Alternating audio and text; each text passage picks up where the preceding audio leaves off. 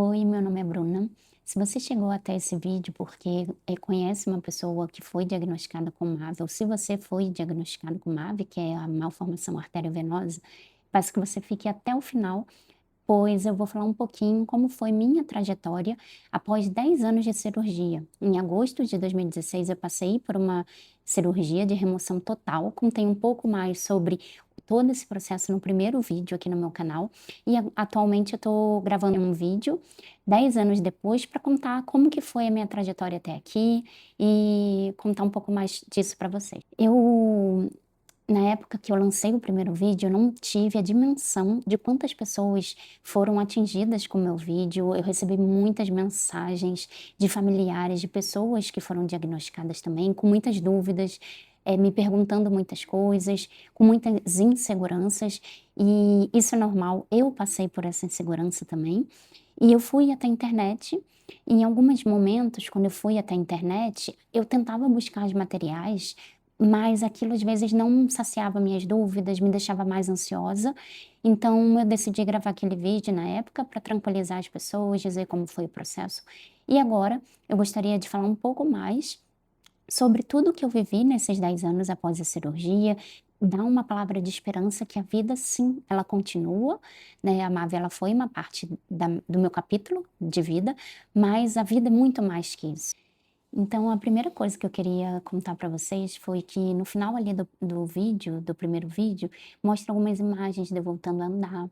Então, eu demorei um pouco para voltar a andar normal, né? Eu andava com alguma certa dificuldade, mancando um pouquinho, fiz muita fisioterapia e os movimentos voltaram. E na época, antes de descobrir sobre a MAVE, eu iniciei meu processo de tirar carteira.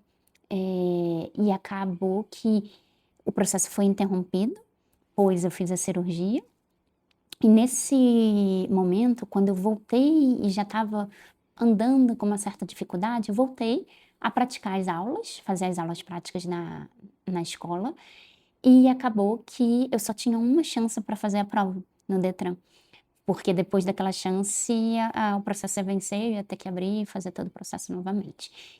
Da prova, eu lembro que eu me concentrei bastante, orei, fiz minhas orações para que desse certo, e foi bem-sucedido também, graças a Deus. Eu passei na prova de primeira, entre os 6 alunos da escola, eu fui a única que passei, mesmo com a limitação dos movimentos. Isso eu vejo muito, assim, por força de vontade. Não é um mérito a mais, que as pessoas não são melhor que ninguém por isso, mas eu vejo que foi uma vitória, porque eu não, tinha todos os movimentos das pernas, o carro era manual, eu tinha muita e tenho até hoje, um pouco de dificuldade de passar a marcha em um carro manual. Como o carro era manual, eu consegui, na medida do possível, né, passar e não perdi pontos por isso, mas eu vejo que foi uma vitória para mim na época. Então, a carteira de motorista para mim foi a primeira vitória depois da cirurgia, porque na época eu trabalhava longe de casa, eu pegava 3 conduções, 3 ônibus, ia em pé muitas das vezes, mesmo com a minha dificuldade de caminhar, as pessoas não sabiam do meu problema, então às vezes eu ia em pé mesmo, eu ficava bem cansada, porque a força ela foi progredindo ao longo dos anos, novamente, porque né, eu acabei perdendo todos os movimentos do lado esquerdo do corpo e a força foi perdida também, então eu tive que fazer musculação para recuperar a força. E depois disso eu comecei a dirigir todos os dias. E isso para mim foi uma vitória, o carro era manual, meu carro na época era um carro manual, e eu fui pegando o jeitinho ali de dirigir ele e deu certo. Após isso, em 2017, eu casei, então na época da cirurgia eu estava já com uma pessoa há anos, e depois em 2017 a gente decidiu dar um passo a mais, muita coisa a gente acelerou realmente por conta da cirurgia, a gente achou que era importante, sabe, foi uma etapa que a gente passou juntos e ali a gente oficializou em 2017. Após isso a gente fez algumas viagens internacionais, onde eu consegui me locomover super bem, e também começar a fazer os meus planos, porque isso também eram planos que eu gostaria de fazer, então os planos não foram interrompidos por conta da MAVE, eles só foram adiados. Um outro ponto que eu acho importante comentar nesse vídeo é que uma pessoa que tem MAVE, né, e fez uma cirurgia igual eu fiz, ou as pessoas às vezes fazem embolização, a gente tem que saber que esse cérebro não é um cérebro normal, igual de outras pessoas que nunca passaram por algum tipo de procedimento. Então, entre 2018 a 19, eu estava passando por um momento de bastante estresse na minha vida, e eu acabei tendo uma compulsão dentro de um restaurante.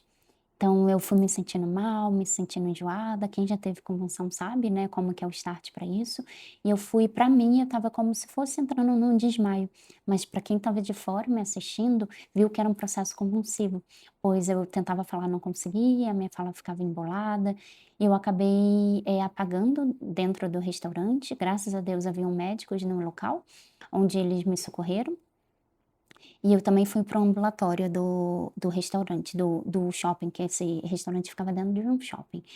E na época eu fui depois para um pronto atendimento, para emergência, e eles me explicaram, eles me falaram: "Bruna, o seu cérebro, ele passou por uma cirurgia, então, você vai ter que entender que aquele ponto de remoção da MAVE, ele é como se fosse passando fios, que são os neurônios, desencapados.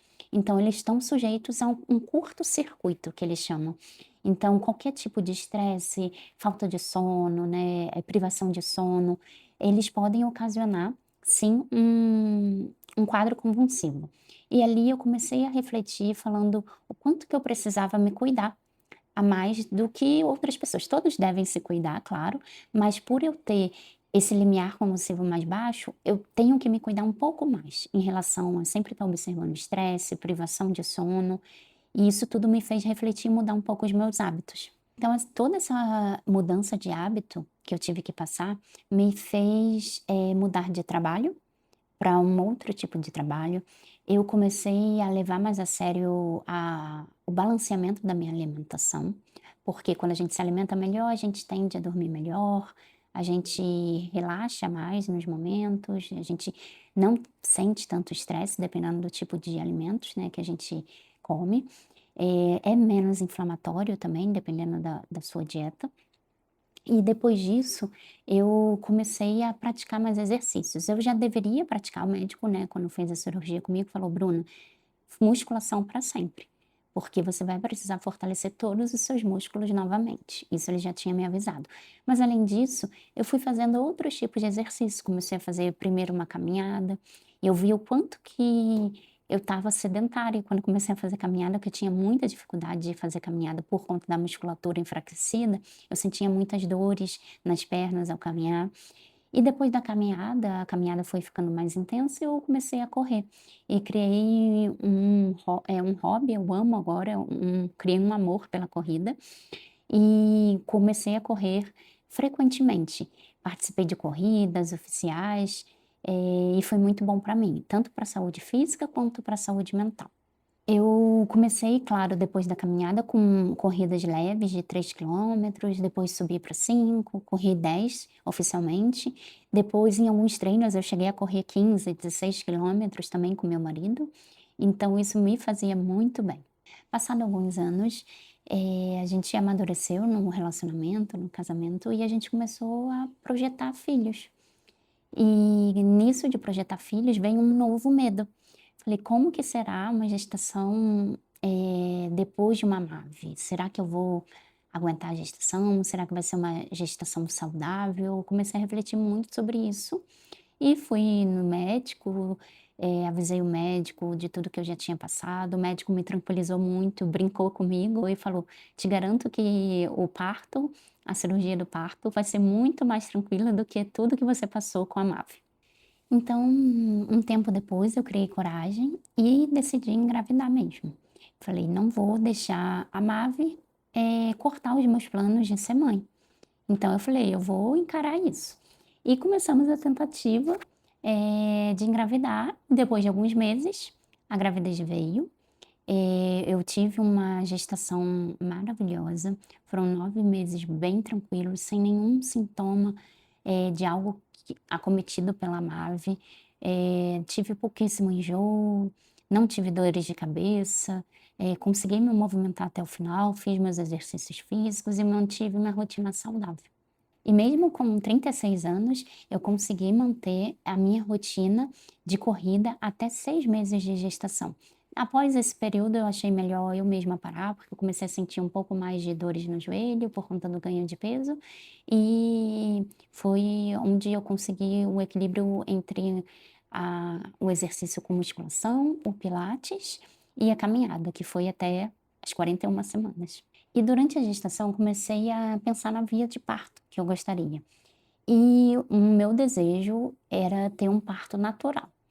Mas veio novamente o medo de todo o processo de MAV que eu tinha, passado. Como eu sei que meu limiar convulsivo é baixo e o processo de parto ele causa um estresse, né, ele, altera os hormônios da mulher, ele cansa a gente e todo esse cansaço pode diminuir o limiar convulsivo, eu comecei a ter um novo medo. Mas o corpo é tão inteligente que todo o meu medo, ele foi por água abaixo. Graças a Deus, o meu parto, ele foi um parto natural. Ele foi um parto bem-sucedido, sem analgesia, dentro do quarto mesmo, não precisei ir para o centro cirúrgico. O processo de parto, ele não me deixou cansada o suficiente, nem para eu sentir algum tipo de enjoo, ou algo que me remetesse que eu estava perdendo a consciência, ou que eu estava entrando numa zona de desmaio. A todo tempo eu estava bem ativa, eu estava bem consciente de tudo que estava acontecendo no parto, prestando atenção no que o obstetra fazia, falava, do que as enfermeiras me orientavam também, do que o meu marido também me aconselhava, porque ele acompanhou todo o processo comigo. De processo de parto ativo, foi de 8 da manhã, com 7 centímetros de dilatação, até as 4h11, que foi o horário que meu filho nasceu. Todo esse processo eu já estava dentro da maternidade. E agora em 2026, então eu inicio um novo capítulo da minha vida com um presente que Deus me deu, que é o meu filho, onde eu pretendo, né, e quero me cuidar, a rotina de alimentação continua a mesma, ainda mais agora que eu preciso agora cuidar de um novo serzinho que depende totalmente de mim.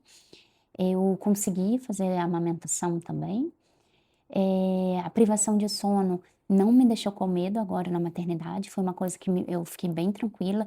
Existe sim privação de sono, mas em muitos momentos eu conseguia descansar, graças a Deus.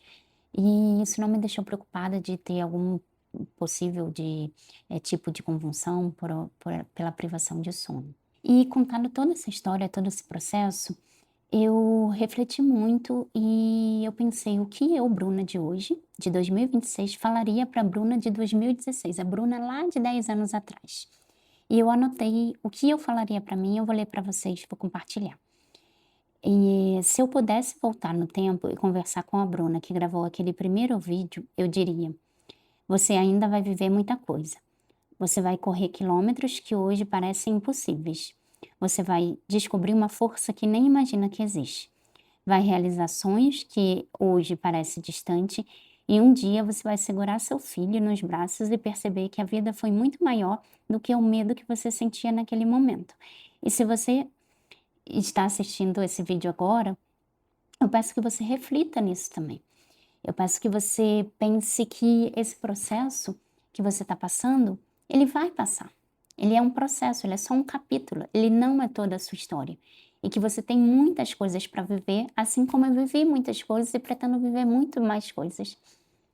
Então, como uma mensagem final, eu gostaria de passar para vocês uma mensagem de conforto, dizendo que sim, os medos existem, vão existir dias difíceis também, vão ter dias mais fáceis, dias mais difíceis, e tudo isso faz parte do processo. Que você tenha uma rede de apoio, onde você consiga falar o que você está sentindo, isso é muito importante também, porque guardar as coisas pra gente, às vezes a gente pode criar coisas na nossa cabeça que não vão nos fazer bem, não vão nos levar a lugares, bons. Então, toda essa mensagem é para dizer que sim, há esperança, que sim, a vida continua. A Mavi, ela é só um capítulo, não esqueçam disso. Existem muitos planos e muitas coisas que precisam ser aproveitadas depois que vocês passarem por esse processo. Se vocês gostaram desse vídeo, eu peço que vocês deem um like e também compartilhem o vídeo com pessoas que façam bom proveito dessa mensagem.